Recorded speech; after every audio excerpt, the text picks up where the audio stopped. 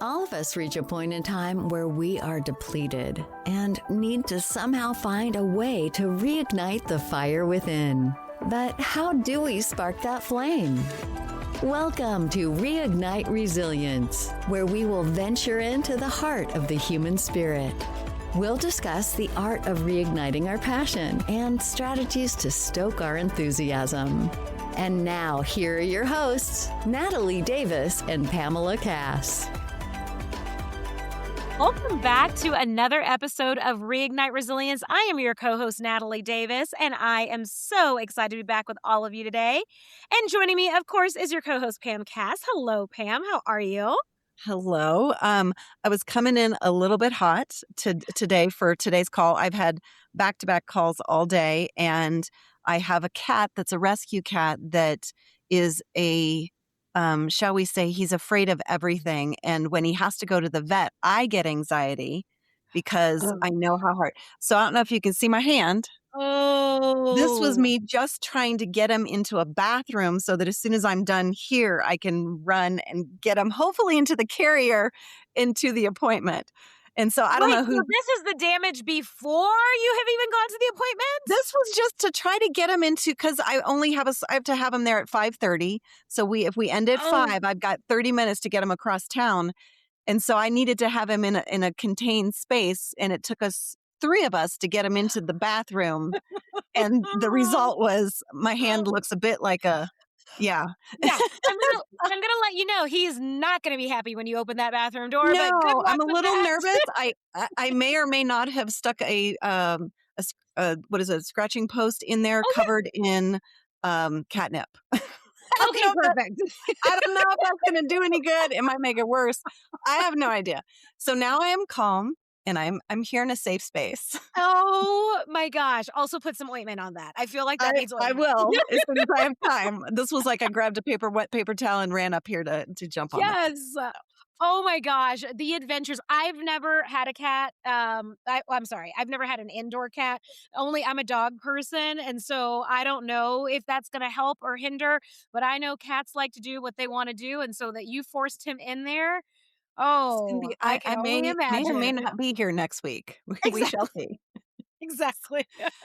Oh my gosh. Well, I'm glad that you were able to join us. Scars and all. Yes. No, really, put some ointment on that. And we do have a wonderful guest that's joining us today. So Yes. I will give it to you, Pam, if you can let our listeners know who's joining us today. Absolutely. So today we have Steve Barton. He is the founder of Steve Barton Coaching and creator of the Game of 10, a high-performance awareness framework that helps executives, entrepreneurs, and professionals move beyond fear, self-doubt, guilt, and shame into clarity, confidence, and decisive action. With over 45 years as a successful entrepreneur, Steve grew a family business from 200,000 to 2 million before dedicating his work to helping leaders achieve greater peace of mind, stronger relationships, and meaningful success. Welcome, Steve. It's so great to have you with us today. And you have got quite the story to share that started from the time you were born. Well, thank you, Pamela and Natalie. Thank you for having me on. I think it's gonna be fun. I get high energy here. I'm gonna get myself Exactly. amped up. I'm gonna start amping myself up for you guys. Perfect. Yeah. Perfect. Well, we know that we're a lot to handle, but most of our guests, 99.9% of them, at least they tell us that they enjoy it. Right. So Well, hopefully this is an enjoyable experience. My final wife said I was too much, so here I am. Then I'm you're good. welcome here. You're amongst friends. I'm just enough. I know. Yeah. Well, Steve, so share with us, because you were born with, I'm not going to call it a disability, with just a difference from other people. And so how did that impact you from a very young age? Well, I didn't know I was different, but I was born with 2 fingers in my right hand. I have to give my father credit because as the kids were making fun of me, teasing me, he told me to just say ignorant. So at 4 years old, 5 years old, I'm saying, "You're ignorant." Ignorant. Okay, perfect. Perfect. I didn't know what it even meant, but I Yeah. had to have a comeback. And, Yeah. I used to cry and why are they making Yeah. fun of me? Why are they teasing? And just my father's just tell them they're ignorant. I don't know. I had no idea, but it was a coping mechanism, I guess. Yeah. So, I just learned from a young age that I was different and it didn't hold it held me back in sports and stuff like that because Yeah. I also thought of that, but I finally in high school, I was a manager of the football team. When I saw these lugs going off of football, I said, "I can do this too." So I did, and that was a bit that it actually in high school when I started to become aware that I can do things physically, and plus I was in the flower business for 30 years, so you have to be Mm. dexterous in your hands, so it actually was a Yeah. benefit to me to be very I could do super detailed things with my right hand that I couldn't do with my left hand. Yeah. So you actually Mm. find out which sometimes it always is this way. Adversities can be your strengths, and this is what I help people do. So Yeah. Yeah. Absolutely. I love it. Oh my goodness. Well, Steve, you said that you started to take us down this path. Like in high school is when you realized that you actually had strengths that you may have thought of at different abilities as not being a strength, right? It was yeah, something that was differentiating Mhm. you. What was that transition and the empowerment that came from that? What did that look like for you, well, especially in high school? I think in Yeah. high school I realized that what I was told I wasn't going to be good at, I started believing that just because I'm told this stuff, it doesn't mean it has to be that way. I Yeah. mean, I was always told I wasn't good in math and I was an average student. And what we're told as a young child, we believe Mhm. Yeah. and we carry it through. I mean, a lot of people carry it through until they die, until their Yeah. 60s, 70s, 80s and death. They don't realize just because you're told something, it doesn't mean it's who you are. Yeah. Yeah. And at the age, I think there's a person out there on the internet that talks about from the ages of where the Jesuit says, "Give me a child at 0 to 7, I'll give you the man." Mm. And we are in that state of theta hypnosis that everything we're told we believe, Yeah. and I think we spend the rest of our lives undoing these beliefs, Yeah. Yeah. and that's what I've figured out how to do, and Yeah. that's what I love doing. I love unlimiting limited beliefs. Yeah. Yeah. Yeah. So you were able to do that in high school because you had been told you're not good at Yeah. sports. So Yeah. what was the I thing that still you wasn't I still wasn't good at sports, but I did it. but you did it, but you I did did. it. So I you did. challenged a belief that Yeah. had been planted, that seed that had Yes. been planted, Yeah. that Yes. and we know that those beliefs are really entrenched in us, and a lot Yes. of times that's just it is what it is. Yeah. But Okay. something there was Yeah. something that shifted for you. Yeah, sure. I mean, even with my hand, I was good at art. I was good at Mhm. these things. I was really good at certain things. I just started to develop, what am I good at? What Yeah. can I do that I can develop that I can be good at? Mhm. Um, I wasn't good at dribbling a basketball with I, but once now that I think of it, I probably could be. I don't know. Yeah. So Yeah. I just don't believe in limiting beliefs. I don't believe in a lot of things. So I, I think all beliefs tend to be limiting beliefs because the Yeah. truth is infinite. Yeah. And when we have a Yeah. belief, it has to, even if it's a big belief, then it's even that is limited in an Yeah. unlimited world and universe. So Wow. Yeah. Mm. I think that's embracing that, understanding that there are infinite possibilities, and options, and anything outside of that, like you said, if it's a belief system that we have, there's a cap on that to some degree in terms of how much we can and or cannot accomplish or do. And if we truly embrace the infinite possibilities concept in yeah, every area of our life, then Mhm. yeah. I don't know. I haven't tried it yet. Let me give it some practice, and we'll see. I'll Hopefully, let you I know. by the end of this, I'll give you some tools to uh, teach you some game of 10 Love it. Exactly. versus the game often played. And the game often played is filled with thoughts and limiting beliefs. Yeah. And Yeah. the game of 10 is infinite. Yeah. And so hopefully we can talk about that. Oh, we're Absolutely. definitely gonna Well, go there. Steve, before you started this or created this Mhm, framework, you mhm. mentioned that you were in the flower business Yes. for multiple decades. Yep. Talk to us about this. Was this a passion? Was this something that excited you? How did you get into the industry? Well, by the when I was my 4th grade project was to create a floral design for Oh, my class in front of my class. So my father had just got the flower shop, started it, and there was a time before silk flowers, there were plastic flowers, okay? yeah. So I Okay. made a floral arrangement that, in front of my 4th grade class, that was my thing, I put it together. So Yeah. I always knew and I always worked at the flower shop, it was like daycare for us, and Cool. we grew up in the flower shop, we worked in the flower shop, I used to make cornstarch boxes at 2 cents a piece, and I'd make Okay. 100 of them, so I'd get $2. So, you know Nice. yeah, so Yeah. so I learned young to be an entrepreneur, and I always wanted to go into the flower business because it was there and I knew it, Mhm. but I really had a difficult time working with my father, okay? It 'Kay. wasn't big enough for the 2 of us.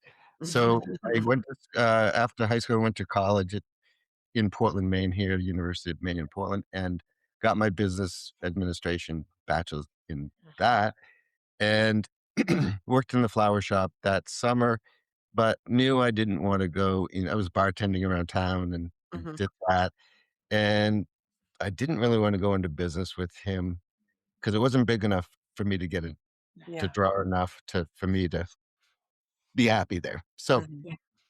I was on my way to Europe to study floral design, and it was in Germany, and, Amsterdam was where it was happening, so I wanted to really get that feel for that, and we were in FTD, and my father and mother at an FTD convention, and I get a call from, them. They were in Kansas City, Missouri, and my father had a full blown stroke. Wow. His whole right side of his body was one side of his body was Mhm. completely paralyzed, came home in a wheelchair, and they said, "Don't go." I had a one-way ticket 3 days before I was leaving. He Mm. said, "Don't leave, you need to run the flower shop." Oh, wow. So I was 22 years old Yeah. and running the business. And Mhm. I think the youngest employee next to me was 40. Oh, Oh, wow. wow. Yeah, so a Wow. Wow. 22-year-old started to be the boss, and that was a whole experience. In around 80 that I took it over. Mhm. And, yeah, so I knew enough about the business and I knew enough to know that I knew had to learn a lot, so it Yeah. was good. Mhm. It was good experience, and we grew the flower shop from 200,000 to 2,000,000, and that was a whole process that I loved, that Yeah. I learned to grow from that, and in retail flower business, I was doing weddings and funerals and Mhm. birthdays and anniversaries and proms and all that. So you learned psychology pretty quickly, Yeah, you do. and you learned about people, and, Yeah. it was good. It was good. I got Wow. out I got out liking it, wasn't loving it after 30 years, and it was a great time to get out still liking it. Wow.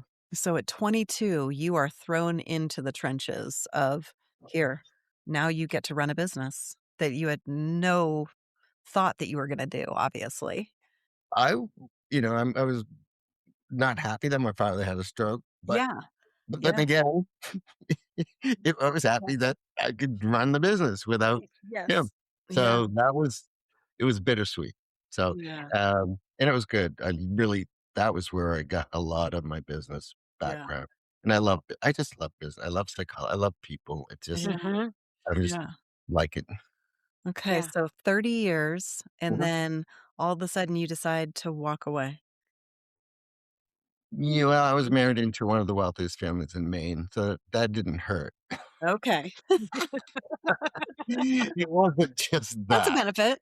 There was a bang, and my mother-in-law was giving us so much money. I'd be crazy to work because I Yeah. had a couple apartment buildings, rented the flower shops building. I was making more money, having more money than I did at my peak. So Yeah. it made no sense to work, Yeah. and, and for 30 years, my father was consistently the way he was.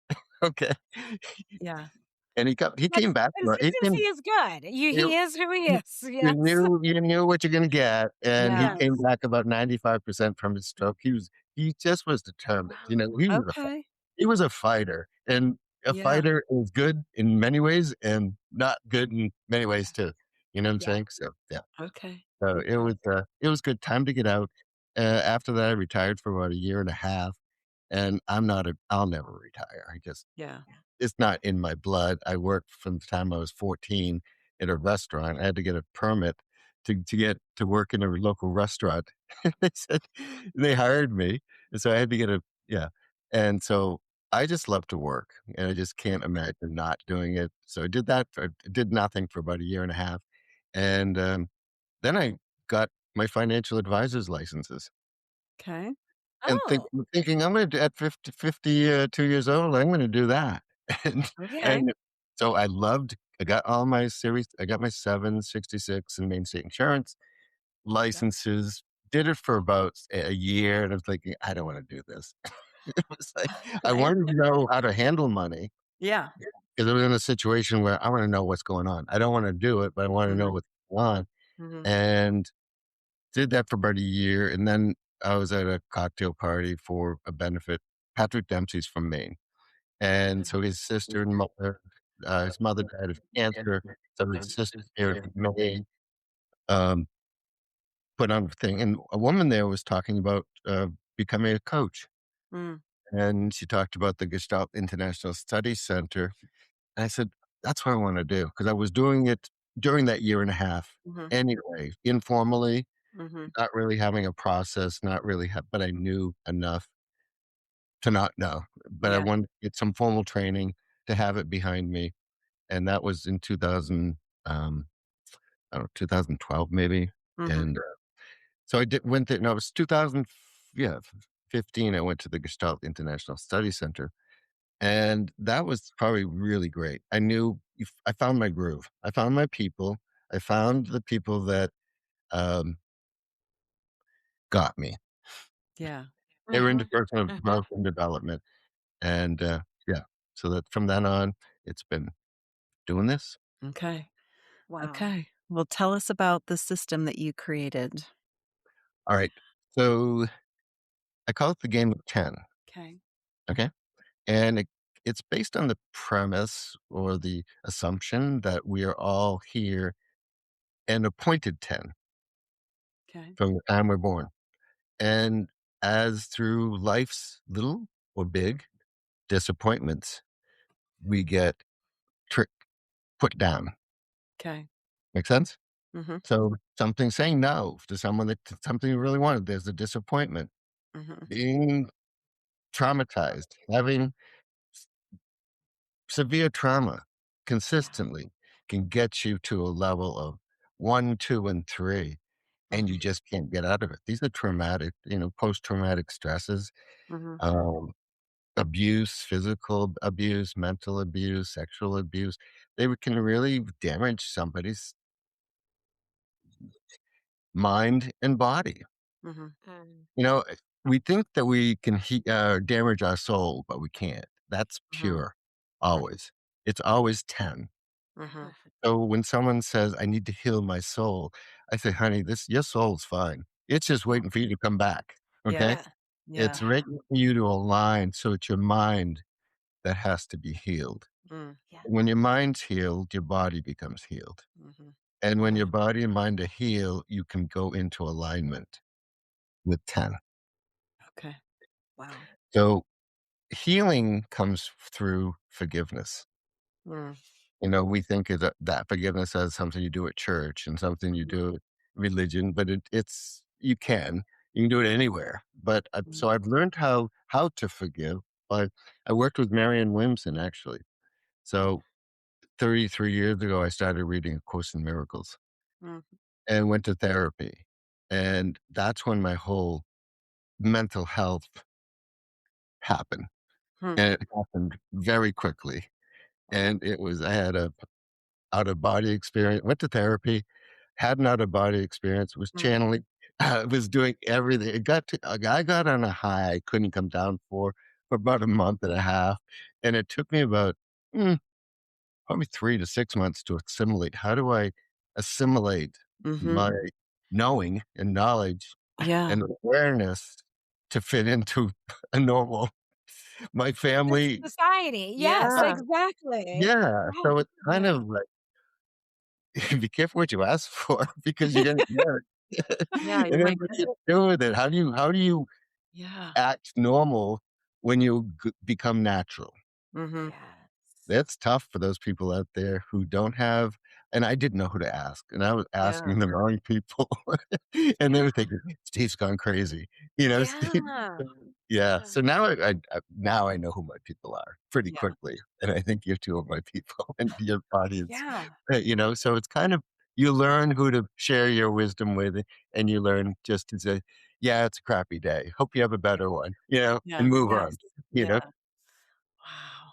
Steve, that has to Mm. be a challenging place to be in when you are like truly in alignment, right? When you reach Mhm, that the 10 like you talk mhm, about, yeah, and then settling back into like the mundane. It is experiential, but the mundane things of life, right? yeah, Like it's, yeah, "Oh, I'm sitting in traffic." But bigger picture is there's so much more. There's Mhm. so yeah, much more, yeah. and life is so much richer than we think about on an ongoing basis. And then when you're able to witness and observe those things, who do you talk to? Who do you get to bring that to? Yeah. Yeah, now it's like, I'm always happy, and for Yes. Yeah. 33 years, there's one commitment I have, and that is to my happiness. Mm. Mm, Nothing can touch it. When people say, "You're not gonna be happy when I tell you this," I said, "Yeah, I will be. yes, What I you got? will. What you Yeah. got?" Bring it on. Yes, Has yes. nothing to do with my happiness. This is a situation that happened. Yeah. So, Yeah. I think one of the things that I coach my clients with is, we have thoughts, Mhm. we have feelings, we have emotions, we have a mind, we have a body, we have an ego slash identity. That's not who we are. Yeah. Mhm. These are all tools in our toolbox to develop and to use and to grow them. You can be a better communicator. You can be a better partner. You can be a better employee. You can be a better boss, a better leader. You can be all these things better, but you can't be a better 10. Mm. Your being is perfect. Yeah. So, what you want to do is know that whatever you're doing at whatever level of your skill of thinking, doing, and having, Mhm. it's always enough. Hmm.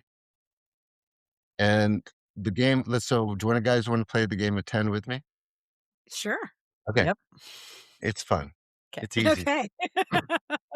So repeat after me. 10 is your highest level of awareness. Okay.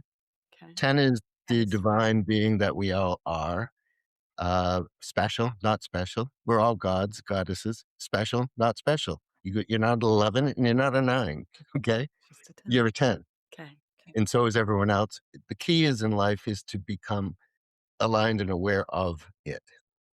Okay. And that is the growth that we do from the game often played to get to the game of 10.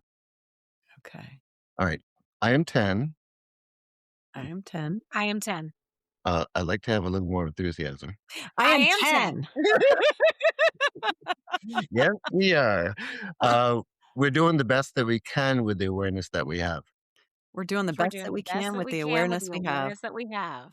We're always right with the awareness that we have. We're always We're right with the always awareness we right with the have. awareness that we have.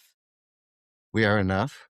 We are enough. We are enough. We do enough. We do enough. We do enough. And we have enough. We have enough. And we have enough. Those 6 statements shut off that chatterbox mind Mm. that we have. Hmm. Mhm. It's a meditation that you can do throughout the day to clear your mind. Mm. Awareness is without thought. Hmm. People freak out. What do you mean you're without thought? I say, what do you want to do? Think or do you want to know? I want to know. Yeah. Okay. Mm. Then you download from no thought, you become a clear channel Hmm. Mm.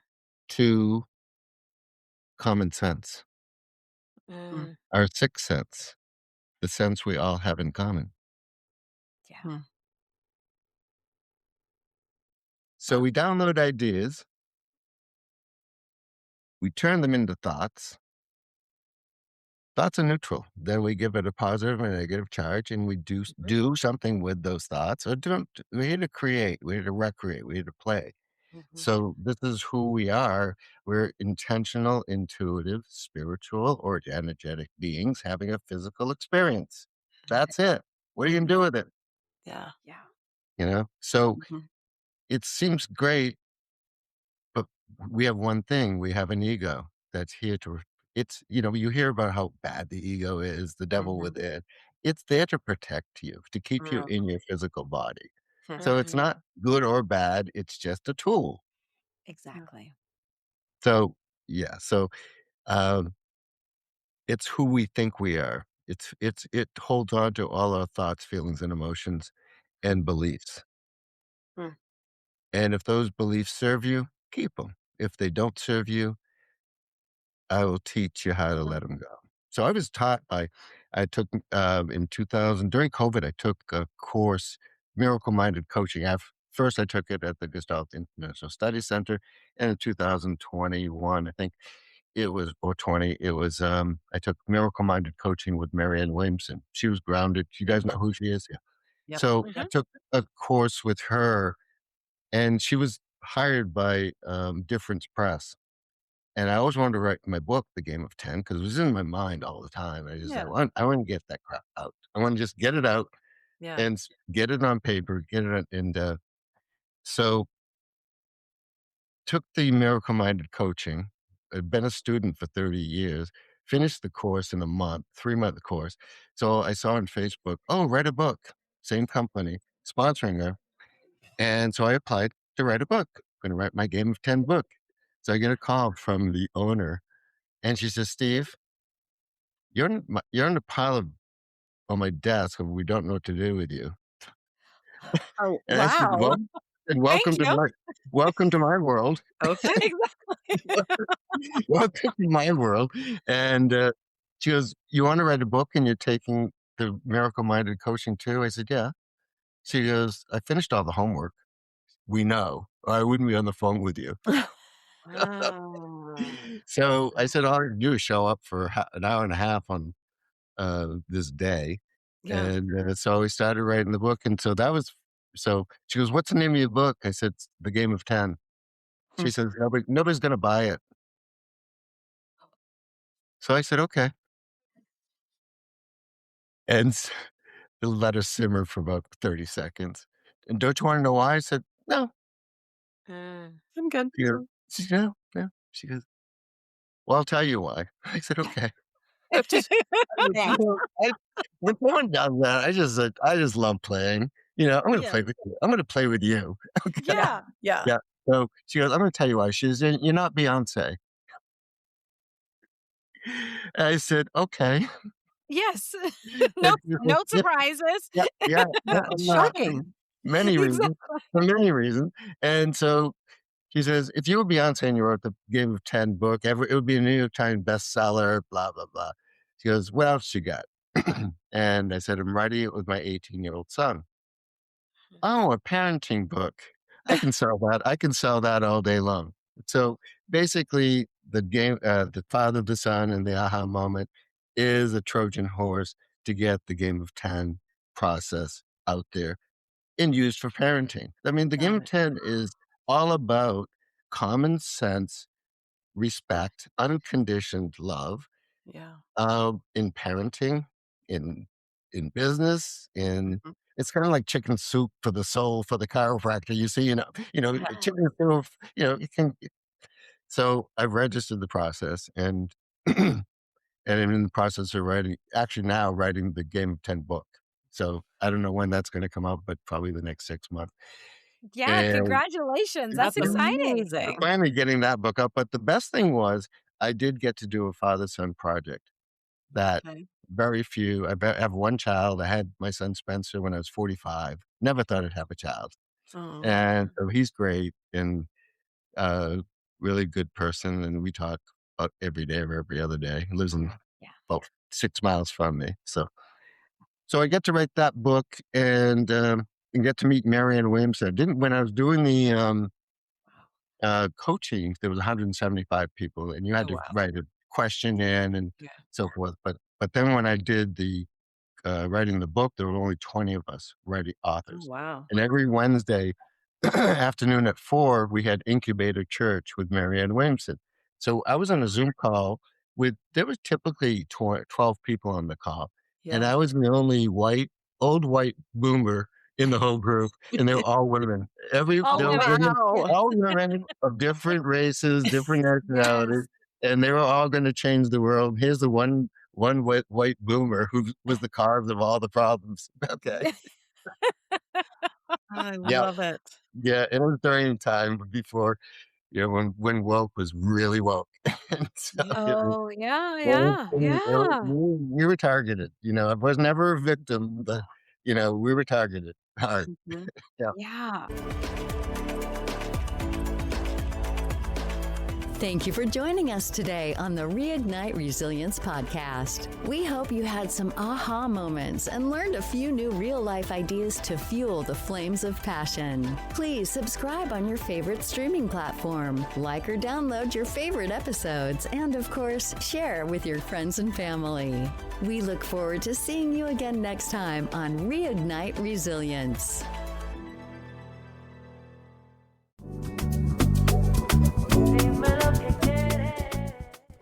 Reignite Resilience family, we are so excited to share with you that the book, The Quiet Gift, A Journey of Self-Worth and Resilience, is now available on audiobook at Amazon. Make sure that you check the link in the show notes so that you can click on that and download a copy of the audiobook.